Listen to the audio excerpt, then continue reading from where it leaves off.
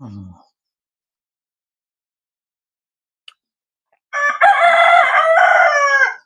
Hi friends. ఈరోజు video వచ్చేసి betting app పైన. బెట్టింగ్ యాప్ పైన ఎందుకంటే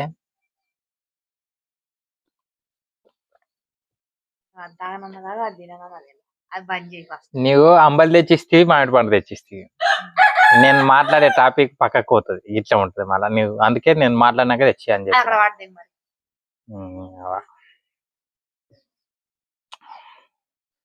ఈ బెట్టింగ్ యాప్లు ప్రమోట్ చేయకూడదు. బెట్టింగ్ యాప్లు ప్రమోట్ చేయకూడదు ఎందుకంటే మధ్యతరగతి కుటుంబాలు అనేది చిన్న భిన్నమైతాయి. ఎవరో ఒకరు బెట్టింగ్ యాప్ అది ప్రమోట్ చేసి ఆ దాన్ని ఇంకోరు ఇన్స్టాల్ చేసుకొని డబ్బులు పోగొట్టుకొని ఒక ఫ్యామిలీ మొత్తం అతలకుతలం అయ్యి కింద మీద అయ్యి ఆ ఉసురు ఎవరికి తగులుతుంది? బెట్టింగ్ యాప్ ప్రమోట్ చేసినోనికి తగులుతుంది. అందుకు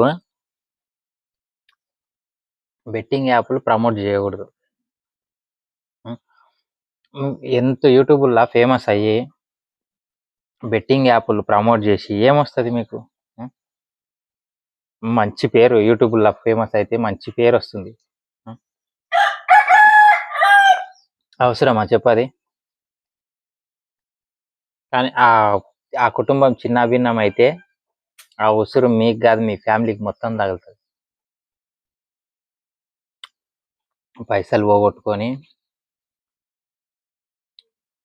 రూపాయి వేసి పోగు చేసుకొని సంపాదించుకుంటారు. ఇంకోటి వీళ్ళకు కూడా బెట్టింగ్ యాప్లు ఆడేట వాళ్ళకు కూడా ₹1 మనము వేరే వాళ్ళకి, సరే ₹1 కాదు ₹10 వేరే వాళ్ళకి ఇస్తాం. మనం ఆ ₹10 వాడు మనకు తిరిగి ఇస్తాడా? ఇయ్యడు. ఎందుకంటే మన పైసా కాబట్టి ఇయ్యడు. అటువంటప్పుడు వాడు బెట్టింగ్ యాప్ వాడు మనకు ఎందుకు ఇస్తాడు? వాడు ఇప్పుడు 50-60 వేలు పెట్టినప్పుడు వాడు రపమని గుంజేసుకుంటాడు. వాడు ఇయ్యడు. వాడేంటికి ఇస్తాడు నీకు? ఇంతనన్నా ఉండాలి కదా, ధమాకు ఉండాలి. వీళ్ళకి కూడా ధమాకు లేకుంటుంది. పోగొట్టుకొని రోడ్డు మీద పడి పైసలు పోగొట్టుకొని నేను ఆత్మహత్య చేసుకుంటున్నా, ఇది చేసుకుంటున్నా అని అంటారు. వాడు చచ్చిపోయినాడు, బాగానే చచ్చిపోతాడు. పిల్లలు ఆగమైపోతారు. అందుకు బెట్టింగ్ యాప్లు ప్రమోట్ చేయకండి. అందరికీ నా రిక్వెస్ట్.